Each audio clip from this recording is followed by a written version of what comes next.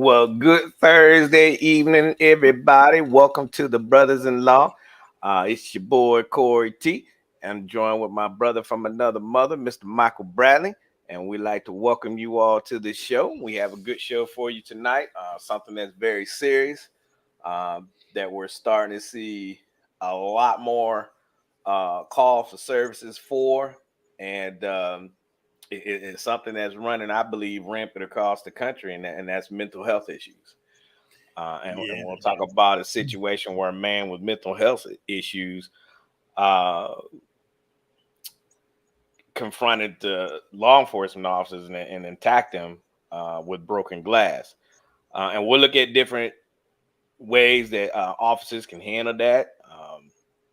The goal was trying to get a psychiatrist on, but our schedules didn't work to get their perspective on it and start the conversation of mental health and law enforcement. Uh, Go ahead, Mike. yeah. Good to be on. Good to see you guys on. Antone, I see you. Stacy, I see you.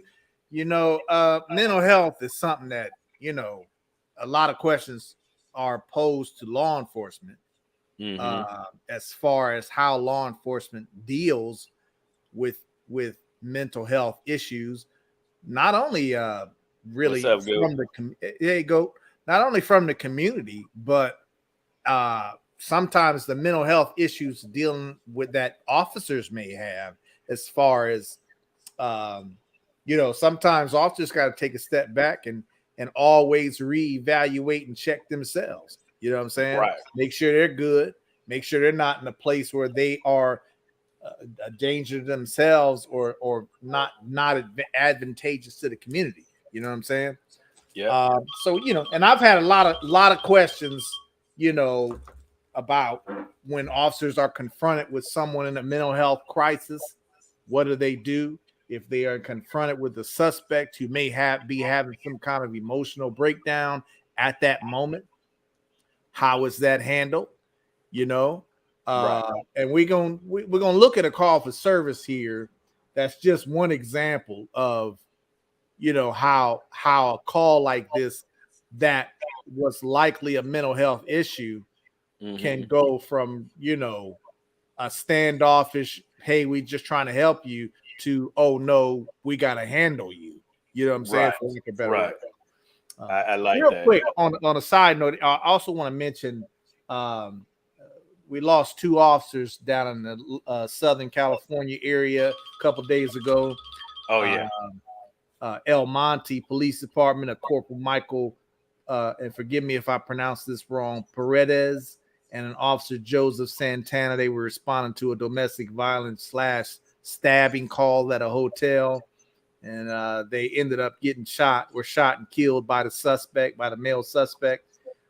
Fortunately, the male suspect was also shot and by responding officers who were coming on the scene after them. But Mm-hmm. just a shout out to those two officers that we lost. Rest in peace. Yeah, To them both. definitely.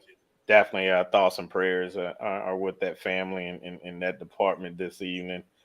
Um, Also, too, this incident here took place on May 11th of this year in Houston, Texas.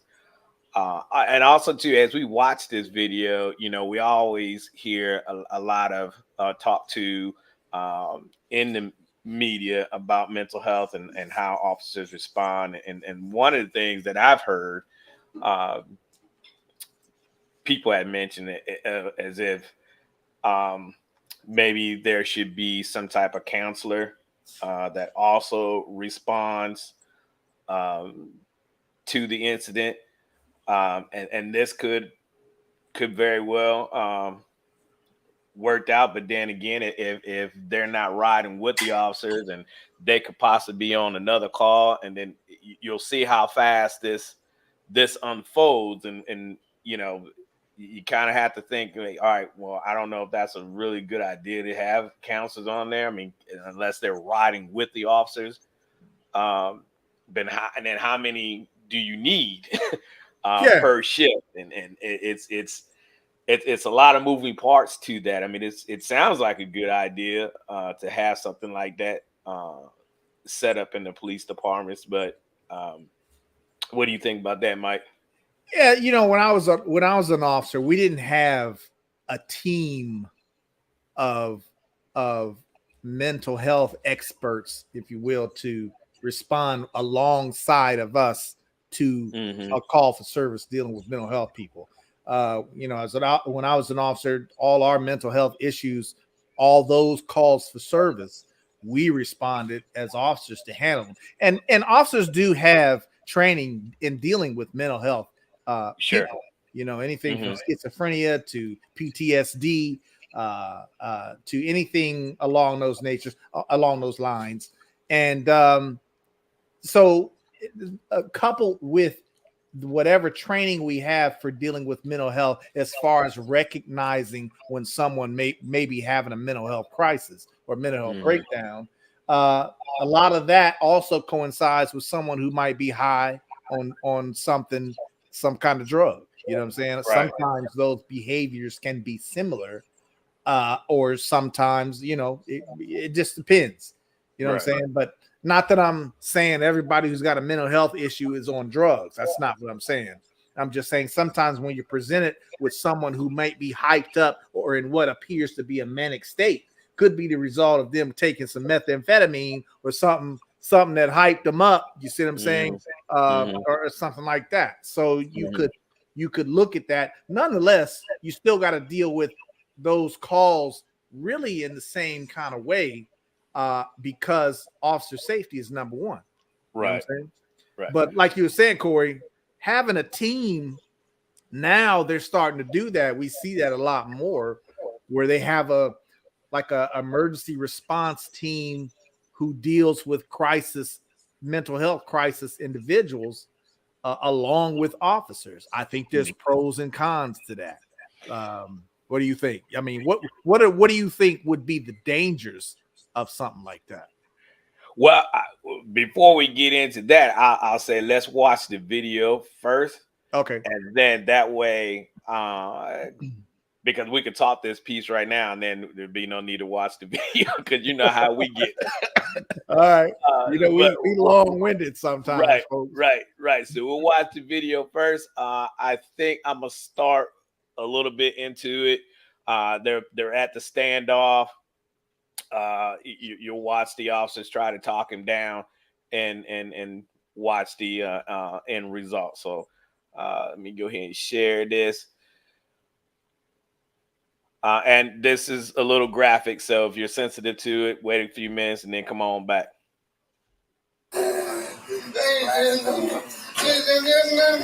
So what he has in his hands, you can't really see it, but he has broken glass up to his neck.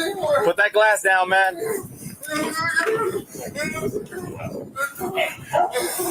Chris, just drop the knife, man. Ambulance is on the way to try to help you, okay? We need you to drop that glass. We want to help you, Chris.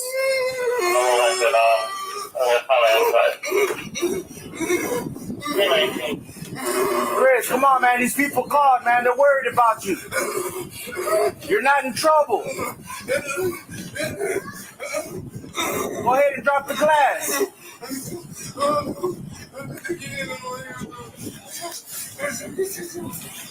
Chris, do me a favor and drop the glass. Hey, we got people here to help you, man. Man, you're not in trouble. Hey, you can't see it, but I think rescue just arrived. Okay. I need you to drop that glass. I need you to drop that glass out of your hand. Drop the glass out of both of your hands. Did you drop one? No, it's still in his hand. It's still in both hands. Chris, do me a favor and drop the glass.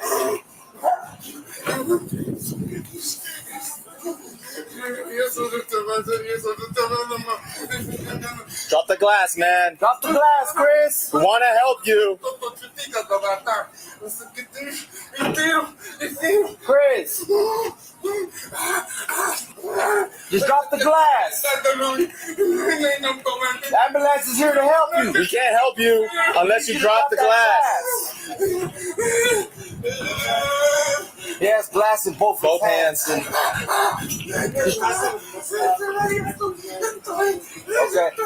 So far, he's not following commands. We got supervisors and the primary unit's on his way. Chris, just drop the glass. You're not in trouble.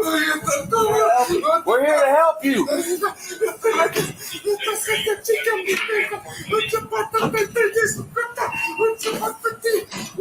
32 to 17, how far are you? Put it down, Chris. Let us help you, man. Hey, don't come towards us. Put down the glass. Drop the glass, Chris. You're not in trouble. We're just trying to get you some help.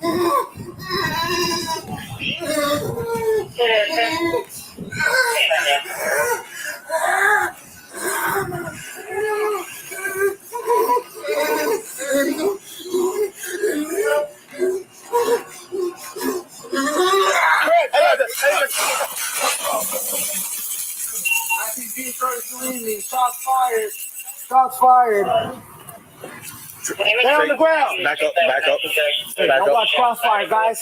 Watch crossfire. Shift that way. I'm dropping the taser. No, just hold on to it. Hold on. You got Stay down on the ground. Stay on the ground. Stay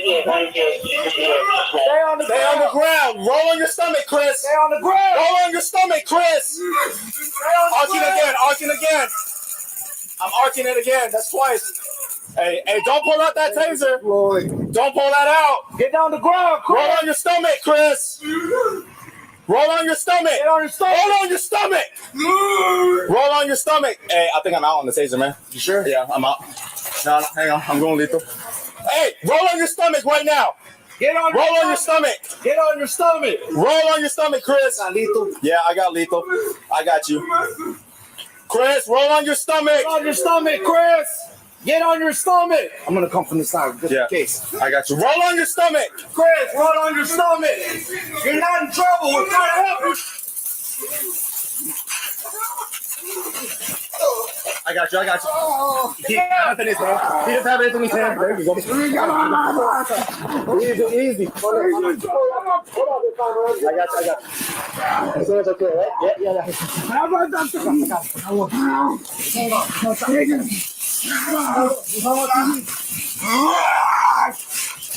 Get down. Hang on, Chris. Grab the handcuff.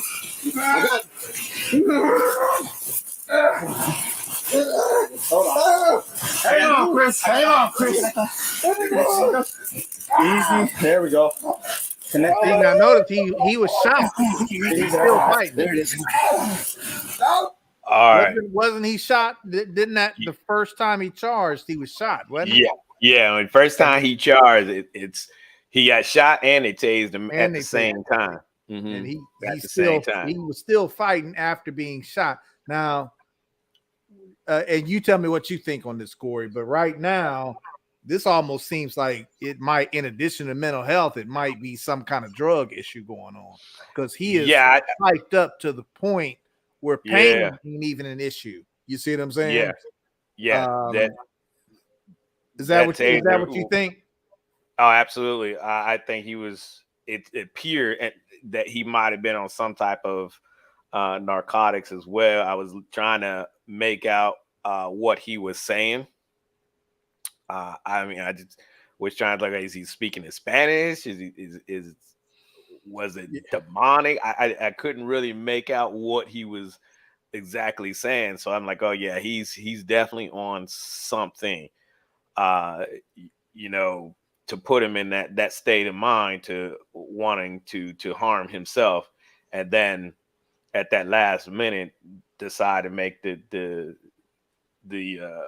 attack on law enforcement. Right. But I mean, even with rescue right there, it seemed like this It almost seemed like it was suicide by police. May have been. It may have been. I mean, because he first had the glass up to his neck as if he was trying to harm himself, but he didn't actually harm himself. Right. You know. And then when he maybe he realized this ain't going to work, they ain't going to shoot me, so let me just charge them with this piece of glass and make them do something. You see what I'm saying? And now you see, folks, the first time he charged, you see how fast that was. You got one officer with what we consider less lethal, which is a taser, and you got another officer with lethal. Obviously, there's a reason. If you have the advantage of having a taser, that is, you have both lethal and less lethal. And hopefully you got enough time to try the non-lethal, the less lethal. But sometimes you may not have enough time to even see if that works. And as fast as he charged those officers, I think the guy with the lethal couldn't take a chance on the taser not working. You see what I'm saying? Right. He fired the taser. Well, he was already up on the officer by the time he even got hit with the taser. You know what I'm saying? Yeah, the second time. You're talking about the second time because the officer got knocked down. Yes, the officer got knocked down. You know. It was hard to tell, though, if he got shot again the second time or was it that didn't look like it. I don't think they used the taser deployed. Yeah, and the second time, I'm not sure if he still had the glass in his hands on the second time he charged. I don't know. Maybe he had dropped the glass at that point, but still decided to charge. I don't know. Yeah, but I want to back up just a second to also talk about the communications with the officer and the dispatch and waiting on the other units to come. You know, he said, you know, he was waiting on the supervisor to show up and shucks, I forgot who did the second person, another unit. Somebody to come talk to him, you know, the special unit. Yeah.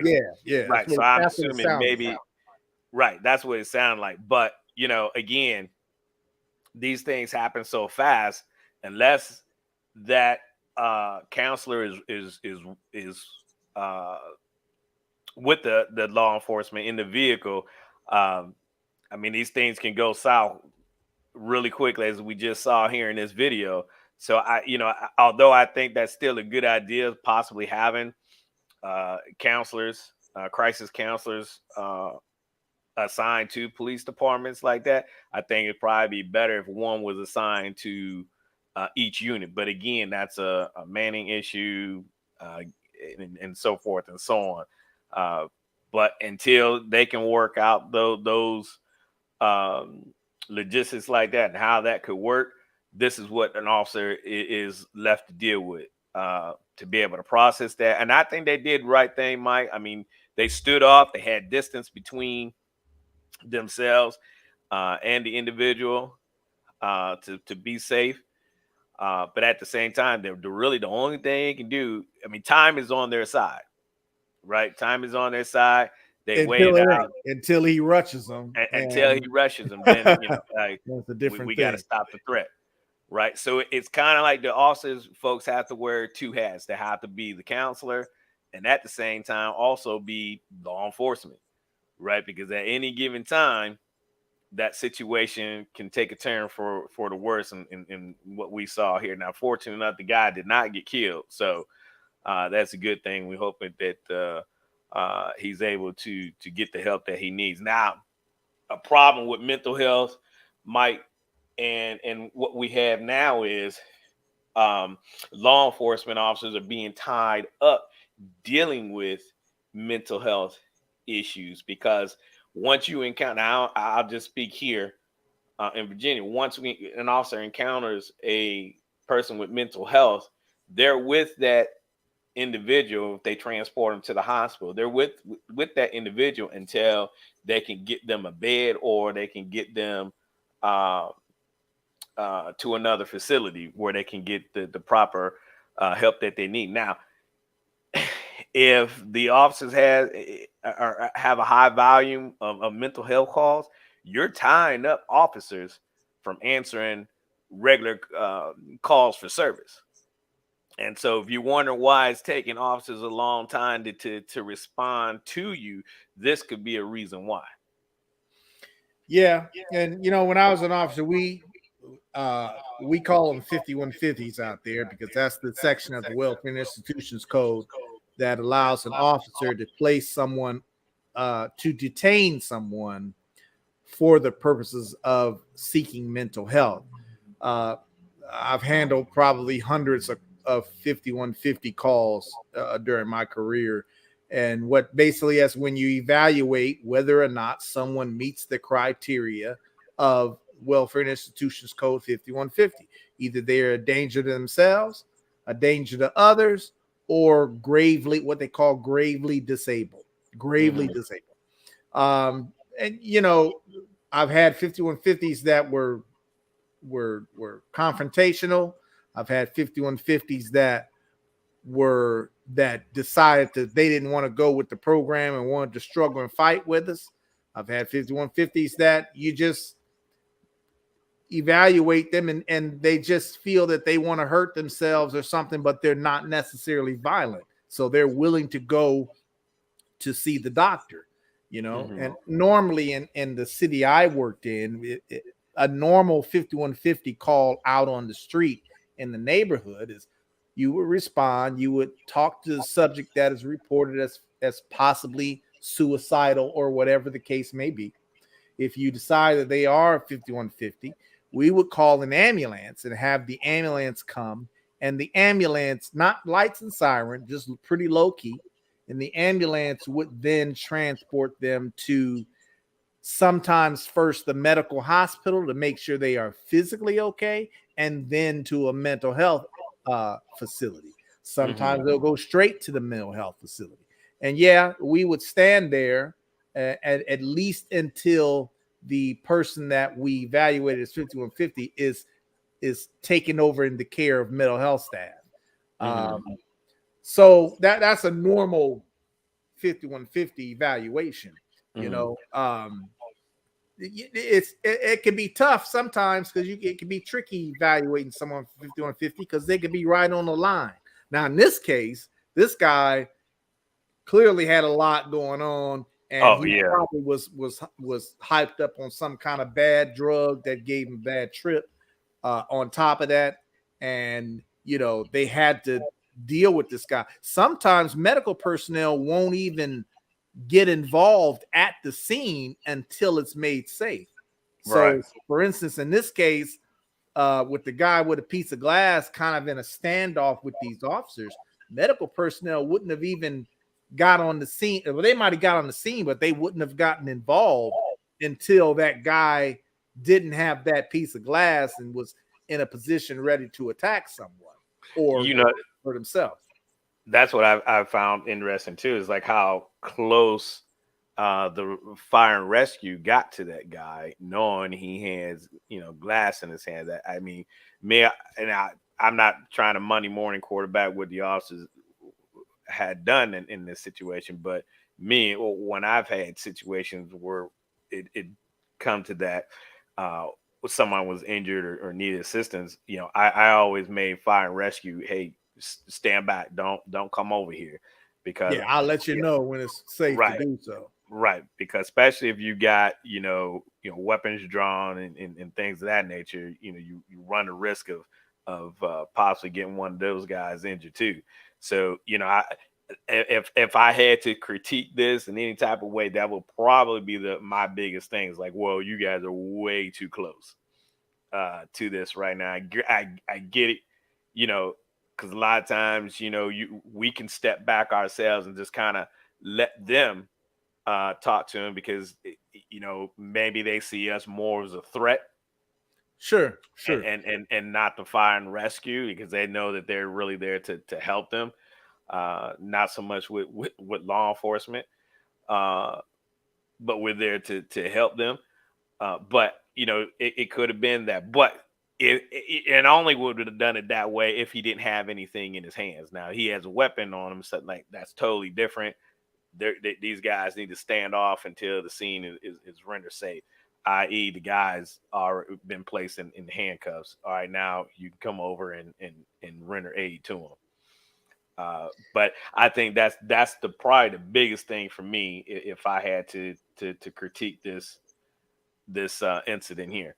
But it's a difficult one. It's sad because usually, I mean, you want it to end the right way without the individuals getting hurt. But when they're hyped up on drugs, and we see, the drug usage is way up in this country right now. And who knows what, like you said, Mike, he probably did get a hold of something, really bad stuff, on top of having some type of mental health issues as well. And this came to this point.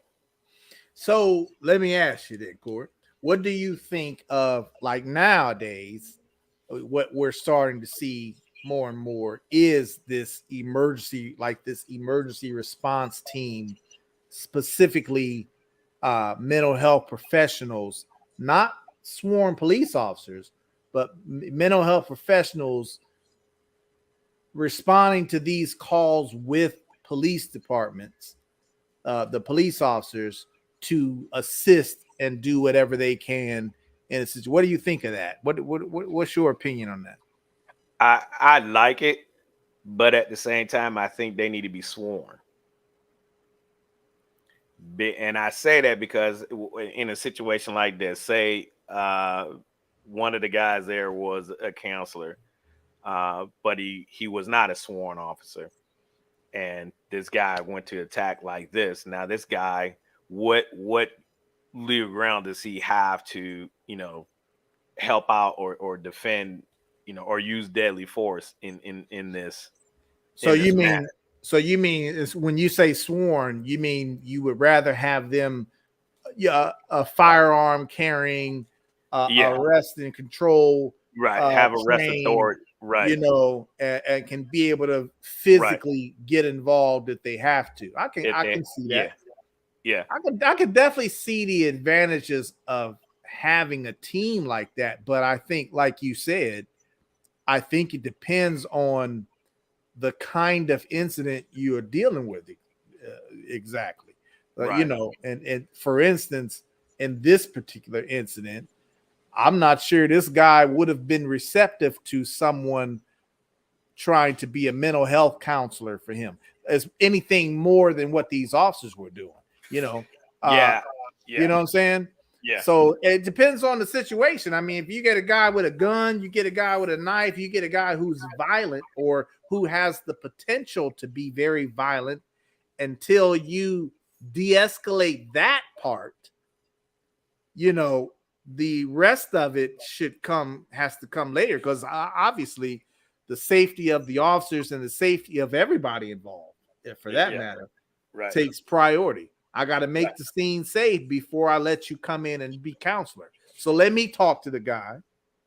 Let me try to counsel him. Let me try to talk him out of whatever he's trying to do, at least until he gets to a level where he can actually hear someone talking to him.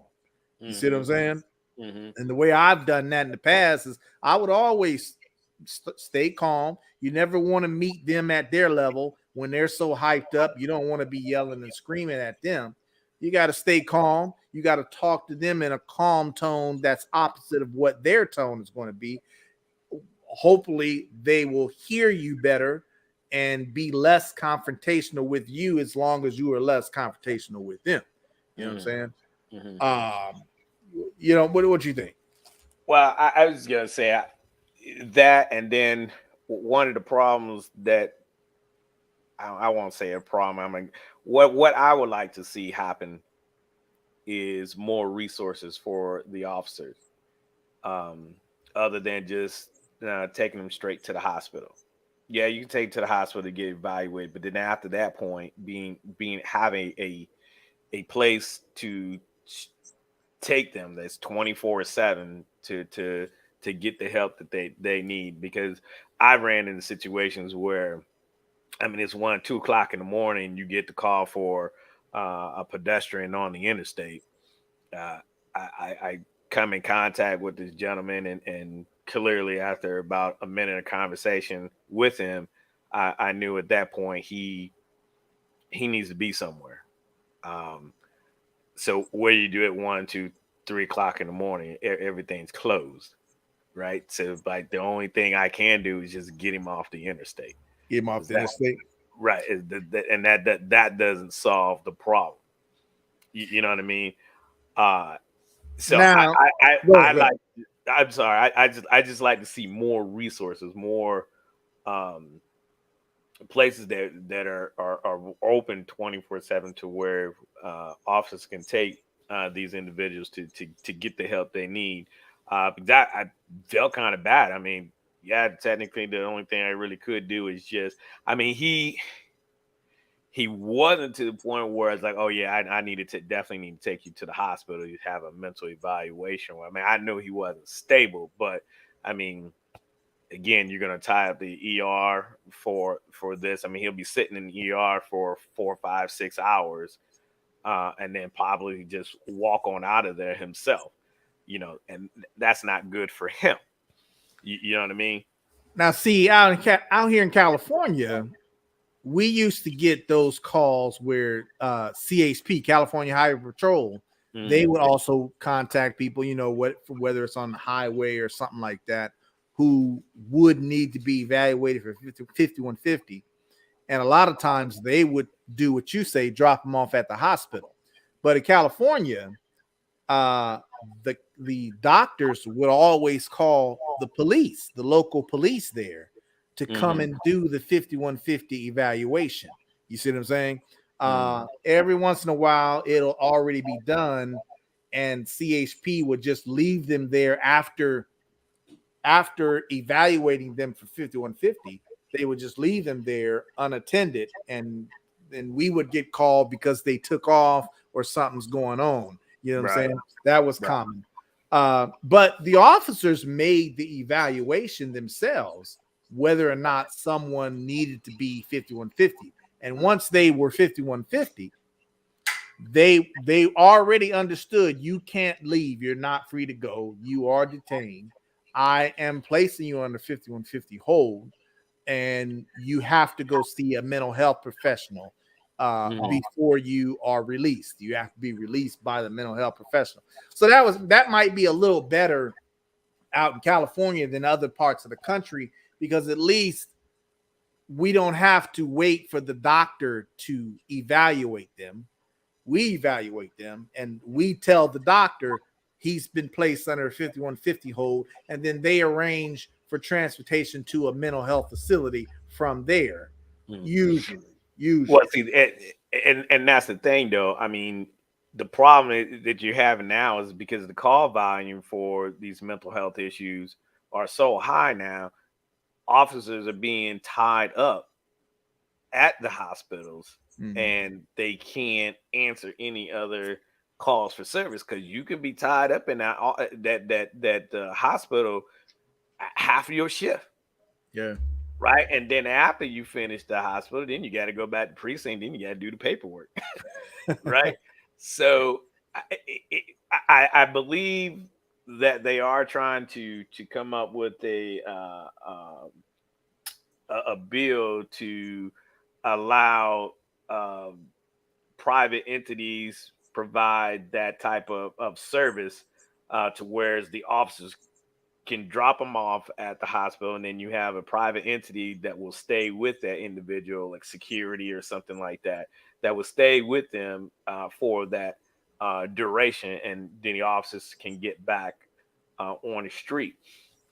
Because right now, I mean, you got officers being tied up to half their shift, and you got all these call for services, and that's not good for the community. But you can't drop the ball on the mental health because they'll be out there, and they'll end up either getting into something again, and it's just not good. I agree. I think for patrol officers, I think what would make it and I'll answer your question in a minute, Tone. for patrol officers, I think it would be advantageous when you get those situations and they are taken to the hospital. I mean, if it's really in the past, in my experience, that if it's really low key where the person is, very cooperative, understands that they can't leave, willing, and they want to actually go see a mental health professional, those aren't really the problem, because I've left them there in the care of medical professionals before and not stuck around. But there have been times where you might come across one that's not willing, that is a flight risk, if you will, that you might want to, keep your thumb on a little bit. And I think it would be advantageous to have some kind of staff at the hospital on the local level of someone with those kind of powers that can, like some kind of security / mental health counselor or whatever, that can sit on those kinds of people.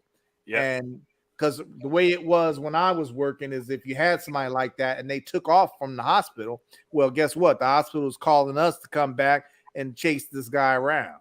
You know what I'm saying? We have to find this guy who took off after he was already placed on a 5150 hold. Right. And Tone, for your question, it's still 72 hours in California. They can hold you up to 72 hours. And it's my understanding that the 72 hours really doesn't start until you get to the mental health facility. So if you just in the hospital for just make sure you're physically okay, your 72 hours doesn't necessarily start there. It starts when you're at the mental health facility.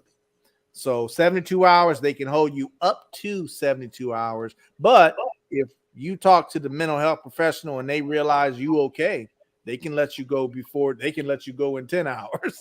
They can let you go before that. You know what I'm saying? Which happens most of the time. Most 5150s, at least the kind that I've dealt with, have been released probably within that same day. You know what I'm saying? From the mental health professional. John George is one of many mental health professionals out here in California in the area that I work. But so mental health is an issue officers have to deal with. Most of the time, officers have to deal with that on their own. They don't have some quick emergency response team that can, quote unquote, take over. Although I'm starting to see that that's starting to change. The only thing I say about those emergency response team people is, when the situation, like you said, Corey, when it gets dangerous, you got, as an officer, you have to make a decision now that at what point is this mental health professional who is here on scene with me in physical danger? At what point do I have to now take a step back and now change and take over again to make this scene safe? Right. So I think that's a good question to ask our viewers tonight. Do you think it's a good idea for police to have crisis counselors assigned to them? Leave us a comment below. Go ahead and take time to like, share, and subscribe this video out and get this out in front of more people and get us into that algorithm.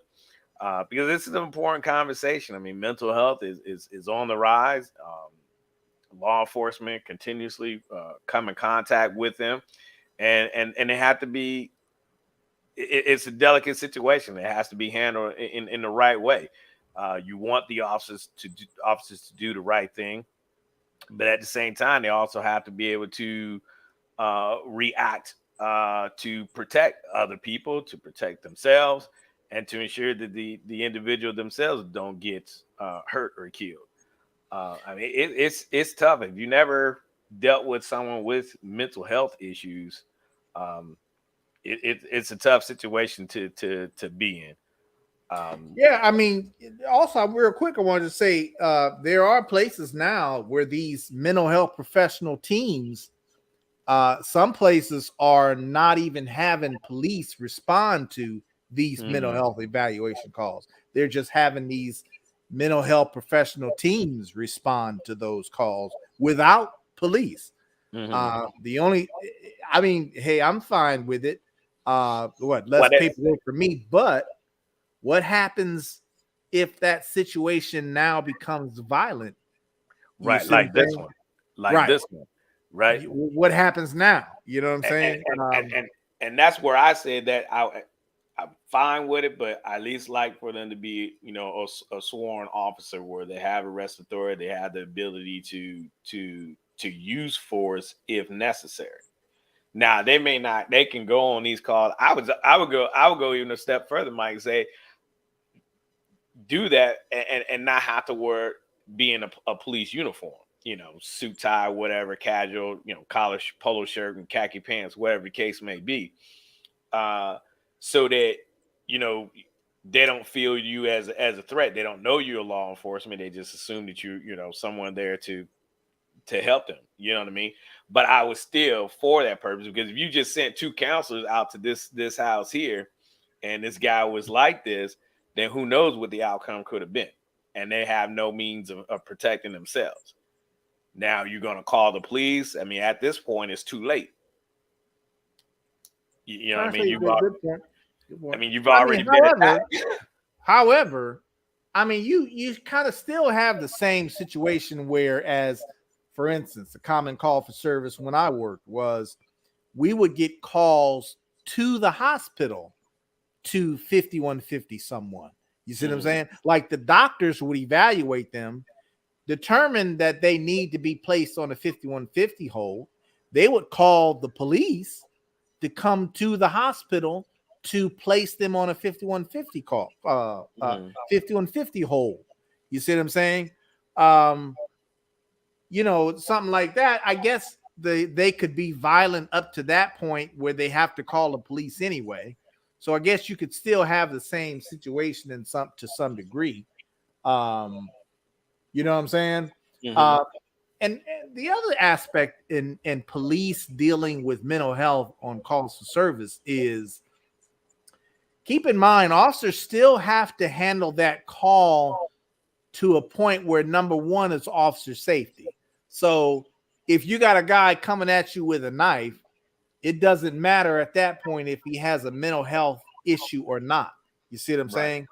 Right. Those That goes out the window. calls, there is no counseling or talking to a mental health patient, even if they're having a mental health crisis. Once they start to do something that is now creating a real physical danger, okay, and that's up to the officer's perception of what they feel is a real physical danger. Once they do that, then you've changed that whole scenario from a let me deal with the mental health aspect to a no, I got to deal with this physical threat or potential for a physical threat first. So you always remember that for citizens, is always remember that officers have to maintain control of the situation, and they always have to deal with the physical threat first before you even go into mental health. You know what I'm saying? We can talk to someone while trying to do that, which obviously we should do. Like you said, Corey, in this situation, these officers had nothing but time on their hands to continue talking to this guy, trying to talk him down until there was. Once he charged, he changed that whole situation of trying to talk him down. Now officers got to take action. Right. So I think people what's the word? They get it wrong. They make mistakes thinking that, well, officers could have talked to him more.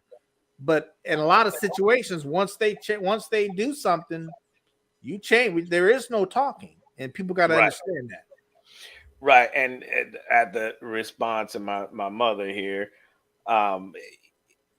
even though it was not a gun, it's still a dangerous weapon. It was broken glass. That glass is still a weapon. And as you see in when the man made the second charge at the officer, he knocked him back down, or the officer tripped over something or over his own feet or whatever the case may be, but he was knocked to the ground. That guy, if he still had that glass in his hand, he could have stabbed that officer. Yeah, he could have took his eye out. Could have took his He eye could out. take his Could eye have out, could have stabbed him in the neck. cut him in the artery. Yeah. I wouldn't want a chance to find out. I tell you that. So if you're coming at me with a shard of glass, a knife, keep in mind, arm doesn't necessarily have to mean a gun. Doesn't have to be a gun. Arm could be anything that might hurt you. If you coming at me with a sharp pencil to stab me, you know what I'm saying? I'm gonna shoot you. I say that. I know that's the exaggeration, but that's how it goes. I'm gonna always be one up on you. So in this case here, yeah, my next one up is to have my service weapon out, ready to go, because you have a weapon in your hand, a glass bottle or whatever type of glass it was. I'm going to be one up on you. I'm not going to use ass because I don't want to get close to you. I'm not going to use OC spray because I don't want to get myself sprayed. And that would make me incapacitated where I can't do anything. So yeah, I know it looks bad. Oh, he just had a piece of glass in his hand. No, that glass is a weapon. That glass can hurt the officers or kill them. Yeah, and you see in that situation, the officer did fire his weapon at this guy when he charged his partner. Even though his partner tased him, the other officer, he was close and quick enough to where that taser wouldn't have been effective, and he shot him. You see what I'm saying? Yeah. Tone said he agrees at least a sworn officer would have that plan B backup knowledge. Yeah. That to me, I think it's a great idea to have the counselors with the law enforcement, but to cover their six, just make them sworn employees. But I mean, they can have a different, whole MO than the street guys, the different responsibilities, but at least had that ability to be able to go hands on when they need to. Yeah, right, there you go. That's what I was looking for. Go hands on if need be. That's all I'm saying with that. I mean, I think it's a great idea. How the departments decide to make something like that work, that's another whole story within itself. But and keep in mind, in general, a knife does not equal taser. A knife equals gun. You know what I'm saying? It's funny. Me and Corey, we were just looking at a video the other day. I sent about, it was a suspect with a knife, and he attacked the officer in less than a second. There was no time for that officer to tase him. The taser got knocked. He was close enough to where he actually knocked the taser out of the officer's hand. You see what I'm saying? So, and then he got shot. So you don't. When people think armed, again, they think firearm. They think gun. You don't have to have a gun to get shot by police. No, you don't. But thanks for your comment, Mr. Taylor. Good to see you on here. Oh yeah. Good question. We like those type of questions. So, all right, Mike. I think we wrap it up. This one long now. So thank everybody. Please go ahead and hit that like, share, and subscribe button for us. And next week we'll be back with another topic or video. If you have a suggestion of something you would like us to talk about, break down a video, please go ahead and leave a comment below or reach out to us on our Facebook pages. And also, hey, to all you fathers out there, Mike, you too, enjoy your Father's Day weekend this weekend. Be safe. And that's this weekend? Too much. Yeah, man, it's this weekend. Man, I was reminded of it. Goat, thank you for joining us. Tone, Mom, Stacy. I don't know. I see Zach on here. I didn't see Zach on here tonight. But all those who will watch this after it posts, thank you. And go have a pleasant time. And we'll see y'all next week. Yep. You guys take care. Peace out.